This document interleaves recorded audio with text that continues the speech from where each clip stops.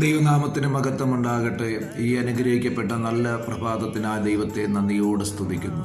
വീണ്ടും ഒരു പ്രഭാതം ദൈവം ദാനമായി തന്നതിനായി ദൈവത്തെ വാഴ്ത്തുന്നു. ആമേൻ.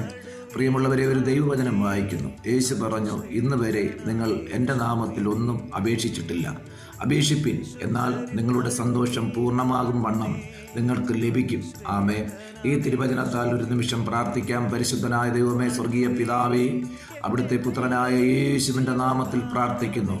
ആമേൻ. കർത്താവായ യേശുവിൻ്റെ നാമത്തിൽ അപേക്ഷിക്കുന്നവരെ ഉപേക്ഷിക്കാത്ത കർത്താവെ അവിടുത്തെ കരങ്ങളിൽ ഏൽപ്പിക്കുന്നു. ഈ തിരുവചനം വായിക്കുകയും കാണുകയും കേൾക്കുകയും ചെയ്യുന്ന എല്ലാ പ്രിയപ്പെട്ടവരെയും കുടുംബങ്ങളെയും വ്യക്തിജീവിതങ്ങളെയും കർത്താവെ അവിടുത്തെ കരങ്ങളിൽ ഏൽപ്പിച്ച് പ്രാർത്ഥിക്കുകയാണ്.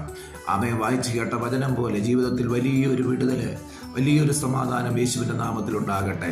പൂർണ്ണമാകും വണ്ണം ലഭിക്കുവാൻ തക്കവണ്ണം പ്രാർത്ഥനയിൽ കർത്താവെ യാചിച്ചതായ എല്ലാത്തിലും കർത്താവ് പ്രതിഫലവും അനുഗ്രഹവും വിടുതലും തരുന്നതിനായി നന്ദിയോടെ ദൈവത്തെ സ്തുതിക്കുന്നു. അവിടുത്തെ നാമത്തിൽ വിശ്വസിച്ചുകൊണ്ട് യേശുവിൻ്റെ നാമത്തിൽ ഇന്ന് പകല് കർത്താവെ അവിടുത്തെ വചനം അതിൻ്റെ ക്രിയ ചെയ്യേണ്ടതിനായി പ്രാർത്ഥിക്കുന്നു. എല്ലാ മഹത്വം അങ്ങെടുക്കും. പ്രാർത്ഥന കേട്ടതിന് നന്ദി. യേശുവിൻ നാമത്തിൽ പിതാവേ, ആമേൻ.